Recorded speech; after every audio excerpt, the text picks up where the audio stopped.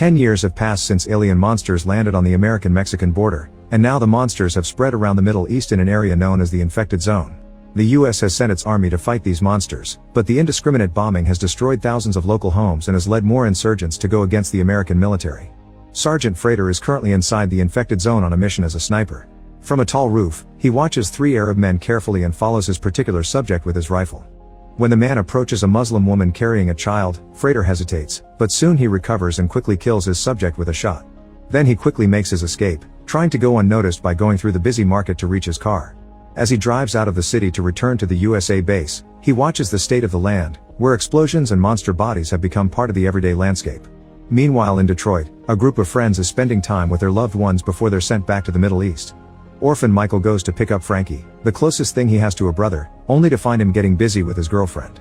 Afterward the 2 of them plus Inkalar go to the hospital, where Sean's wife is having a baby. The 4 of them grew up together and their friendship got stronger when they were placed in the same military unit.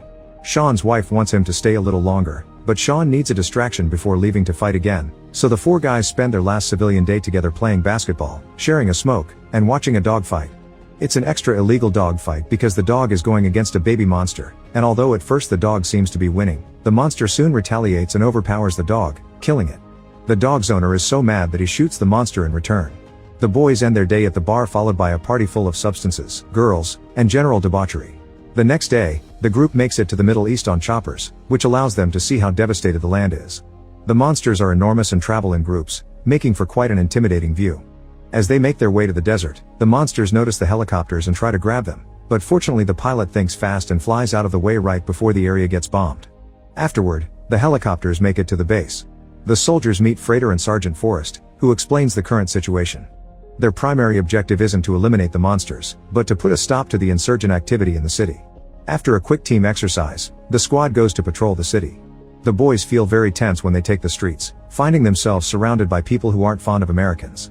However, they start to relax when kids approach them with their curiosity, asking for pictures and making it easier to connect with the locals. Next, the team reaches what they believe to be a rebel stronghold, and they watch the place all day long looking for clues on the containers that leave in trucks every few hours. When night falls, they search the building, but they don't find any weapons or explosives.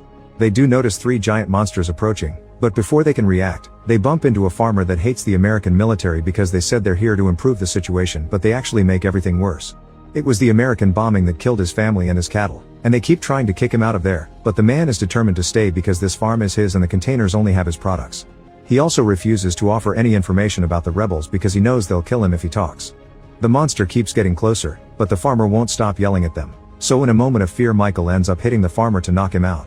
When one of the monsters finally reaches the farm, the squad quickly opens fire, hitting him with multiple hits of their shotguns until the monster falls dead. Then the planes take care of the other 2 by bombing them. Afterward the team returns to camp and Frater yells at them for not having seen a civilian in time to stop him from getting in the way. They were lucky it was just a farmer, because he could have been a bomber. If the team isn't vigilant enough, they'll get the whole squad killed. Then the boys go to rest, and Frater and Forrest discuss their old days, saying they weren't anything like the weak new generation. Frater is in an awful mood and keeps drinking, so Forrest points out that Frater has been here for too long and he needs to see his family again. This inspires Frater to call his wife and asks her to put their daughter on the line, since hearing her is the one thing that gives him the strength to keep going. After 12 weeks of patrolling, the team gets a new mission. A fellow team is stuck in the desert infectious zone and lost all communication, so the squad has to carefully travel through an area full of mines and rebels to save them. Before they leave, they take a group picture as a memory in case not everyone comes back. During the trip, they witness a bunch of smaller monsters running around, and they are very surprised to see they won't attack. However, one of the cars accidentally crushes one of the monsters, causing the guys to get distracted and drive right over mine. The explosion heavily damages one of the cars and Sean immediately gets out, wounded yet alive, but unfortunately he walks right onto another mine. To make matters worse, the insurgents take the chance to surround them and open fire. The team hides behind the car for cover and fires back while carefully making their way to their hurt comrades. Frater checks inside the car and is devastated to find Forrest already dead, while the others drag Sean's body over to check his wounds, discovering he's lost his legs. After bandaging him the best he can, the team picks Sean up and begins running towards the nearest building while Frater provides cover. The boys are so angry over what happened that they begin continuously firing without actually looking, and Frater has to yell at them to remind them to use their bullets carefully and aim precisely. While the team keeps defending the building, they try to contact the base for help, but they're told HQ doesn't have access to their position. Inkalar tries his best to give Sean medicine and stop the bleeding, but sadly he's already lost too much blood and dies. At that moment, the smaller monsters begin arriving as well, and HQ announces through the comms that they're sending a drone to bomb the area. The team is devastated over their lost friend and wants to bring the body, but Freighter yells at them because it would be pointless wait and allowing emotions to get in the way will kill them. Reluctantly leaving Sean behind, the squad runs away right before the bomb lands. After a few hours running through the desert, the team finds an abandoned building and confirms it's empty before stopping to rest. While Freighter tries to contact the base again, suddenly 2 sniper shots are heard. Inkalar immediately falls dead while Frankie gets a wound on his abdomen. Soon the team is surrounded by insurgents, so for the sake of their survival, Freighter tells the team to surrender. The insurgents immediately take the squad as hostages and cover their faces to take them to their hideout, where they're tied to chairs in an old room. When the bags are removed, Michael and Freighter are devastated to discover the insurgents want them to watch Frankie slowly bleed to death.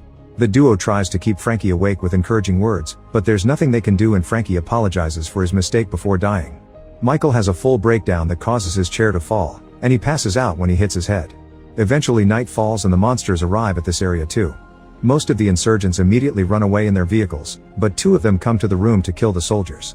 Freighter takes advantage of the situation and immediately fights back, stomping the men's heads until they're dead. Then Freighter gets rid of the ropes on his wrists by cutting them on a broken window, takes the insurgents' weapons, and frees Michael, telling him to steal the bikes outside while he clears the building. Instead of leaving quickly though, Michael first frees Frankie to give him a proper goodbye. Hungry for revenge, he looks around the building until he finds the insurgent leader and begins beating him furiously with an iron bar until he's dead. After stealing some weapons, Michael rushes outside and finds a huge monster destroying the power lines. Noises from inside the building indicate Freighter is fighting the insurgents, and Michael is so tired and traumatized by all this death that he covers his ears in denial as the monster begins hitting the building too. A few hours later, Michael and Freighter are crossing the desert on the bikes they stole from the insurgents. There comes a point where Michael can't keep going and stops in order to fall on the sand, but Freighter immediately tells him he's in shock and reminds him they need to complete the mission, otherwise all the deaths would be in vain. Eventually the bikes run out of fuel and the duo has to keep moving on foot. When they reach a rocky area, they find an abandoned railroad car and decide to spend the night inside. They share stories about their hometown and their families, and Freighter confesses that he's been in the army for so long that when he goes home his daughter doesn't recognize him. The next day, the duo keeps going and comes across a huge dead monster, whose tentacles are still twitching. Next to it there's a school bus that was destroyed by the bomb that killed the monster, and the duo is devastated to find a bunch of dead kids inside. While Freighter tries to find water or food, Michael realizes one of the kids is still alive and takes him out to try to help him. Freighter points out the kid is in pain and he won't survive the trip, so he tries to give him a merciful killing by covering his mouth and nose. However, the kid clings to Michael's hand, and Michael feels bad enough to make Freighter stop. At that moment, a group of locals approaches the area on horses. Freighter immediately takes his weapon out, but Michael hands the kid to a woman and surrenders. Grateful for having helped one of their people, the locals take the soldiers to their camp. After washing up in an oasis and watching the kid be given proper care, Freighter and Michael join the locals to share their food, their songs, and even a smoke. There are some monsters walking in the distance, but nobody bothers them. When night falls, Michael notices the woman leaving camp with a bunch of lanterns, and he decides to follow them. It turns out the lanterns are left around the bus as a way to offer a funeral for the kids, who are being taken from the bus and given a proper burial. When a monster comes closer, the woman sits to watch her, and a curious Michael follows her example to be surprised by the result. The monster is there to grieve for his fallen brother by spreading luminescent spores all over the ground, causing beautiful beams of light to brighten up the area. Eventually Michael falls asleep on the ground next to the woman, and in the morning they leave without saying a word.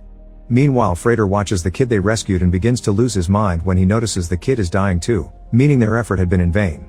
When Michael returns to camp, Freighter hits him for getting chummy with a girl while they should be concentrating on the mission. Then he drags him to see the boy's body as he reminds him they don't get to play hero or feel anything in war. Afterward the soldiers leave the camp to continue their mission. On their way out, they find a kid with a can in his hands, and the child opens it to reveal a tiny monster. Michael takes the can and releases the monster, letting it bury itself in the sand because it's just a baby. A few hours later, the duo makes them to the location of their mission, only to find a town that has been bombed. They take the streets and find them empty, but when Michael takes a turn behind a building, he finds a bunch of kids playing around with firearms. Freighter demands to know where they find those weapons, and the kids take him to a building where it's revealed that the team they were supposed to save is already dead. Realizing he lost his team for nothing, Freighter finally loses it and begins threatening the locals, demanding to know who killed the soldiers. He's talking like a madman and doesn't care about the fact these are civilians or that the kids are watching. When he shoots a man, Michael is forced to point his gun at his superior officer, but Freighter won't calm down. He wonders why he's here at all and turns toward the civilians again, so Michael has no choice but to shoot. Freighter falls to his knees grabbing his head, unable to deal with the magnitude of the tragedy. Then he decides to go outside as the bullet wound slowly bleeds out. This way he can die while watching a group of monsters in the distance struggling against the incoming bombs. One of the choppers rescues Michael, but he can only scream at the result of this mission.